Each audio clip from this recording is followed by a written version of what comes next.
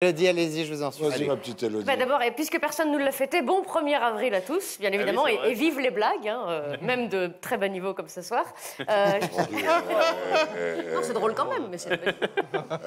J'ai cru à une blague, moi aussi, quand j'ai découvert que dans les Yvelines, à Poissy, le mur d'une prison s'est effondré. Et oui, sans même que Rostropovitch vienne jouer du violoncelle. Et oui, vous avez bien entendu, ne réglez pas les sonotones. Le mur de la prison s'est effondré comme la carrière de Carlos Ghosn. Il a cédé comme une comédienne débutante devant les avances d'Harvey Weinstein. Il est foutu comme la réputation de Christian Quesada. Et oui, le 1er avril, c'est aussi la journée de la métaphore. C'est pas vrai, mais ça m'arrangeait. Alors, je pose une question simple. Est-ce qu'il existe un mur plus important à entretenir dans une ville que celui de la prison? Ah oui. Mis à part ceux qui séparent les églises des écoles primaires, bien évidemment. Plus important, Mais oui. très important. Moi, j'imagine bien la réunion hebdomadaire des trucs à faire quand quelqu'un a dit « Cette semaine, les gars, faut soit entretenir le mur de la prison, soit faire tailler le rosier de la rue des Lilas. Le rosier, allez, on valide, on va bouffer. Il y a des cordons bleus ce midi, merci Manu. » Prison qui d'ailleurs est un ancien couvent de 1645. Hein, et alors là, je veux pas faire ma donneuse de leçons, j'ai aucune compétence en architecture d'intérieur. Moi, jusqu'à il y a 2 semaines, je croyais qu'une acropole, c'était une fanatique de Paul Newman. C'est vous dire si je suis limitée. Mais entre nous, un bon coup de pinceau tous les 400 ans, c'est pas du luxe. Hein. Un bon coup tout court tous les 400 ans, c'est pas du luxe. Bon, là, c'est... Regarde le vis là. Tac, tac, tac, tac, tac. Tac, tac, tac, tac. Bon, là, c'est bon, ils ont réouvert une partie de la rue où le mur de la prison s'est effondré. Ils ont choisi de rouvrir le côté où il y a la résidence senior et le temple protestant. Parce que dans un groupe, quand il faut faire des sacrifices, faut faire des choix, il faut sacrifier des membres. Pardon. Non, parce que de l'autre côté de la rue, il y a 2 banques et ça, il faut les protéger. Ah bah oui.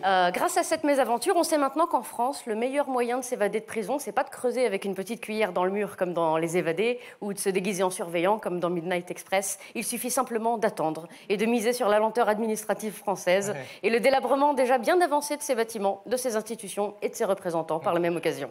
Puisque bien sûr, l'état de vétusté du bâtiment avait été dénoncé à plusieurs reprises. Mais il faut savoir un truc, c'est que la personne qui écrivait les lettres et les rapports pour s'en plaindre, c'est le maire de Poissy. Et comment qu'il s'appelle le maire de Poissy? Carl Olive. Et là, c'est pas pour défendre qui que ce soit, mais moi, si je reçois un jour une lettre, aussi sérieuse soit-elle, de Carl Olive, eh ben, 1er avril ou pas, je la lis pas. Voilà, je la prends pas au sérieux. Quand on entend Carl Olive, on choisit pas, hein, je suis bien placée pour le savoir, on choisit pas son nom de famille. Mais moi, quand j'entends Carl Olive, je suis désolée, j'imagine un petit chauve avec des grosses lunettes et une mallette en sky qui ferait « Mais plus que je vous dis que la prison est tous !» Tu le fais C'est bien, mignon, mais ça dis n'a donc. aucune crédibilité. Cette histoire a bien sûr inspiré les États-Unis qui ont décidé de tourner l'adaptation de Prison Break en France, avec Clovis Cornillac qui se serait fait tatouer des demandes de devis de ravalement de façade sur le dos pour s'échapper. Il y a pourtant des solutions totalement gratuites pour rénover cette prison, où on estime, je cite, que les détenus ont peu de chances de réinsertion. Entre nous, un bon PEP maçonnerie, on leur fait reconstruire leur propre mur et puis basta, ça les occupe. Hein. En faisant juste gaffe qu'ils soient du bon côté du mur quand le mur est fini. Non, parce que quand on voit la liste des détenus, 230 détenus purgeant des longues peines, parmi eux le terroriste Carlos, pas le chanteur, un vrai terroriste, et le complice de Thierry Paulin, connu comme le tueur en série des vieilles dames, surnommé le monstre de Montmartre. Le mec a des titres de noblesse, excusez-moi.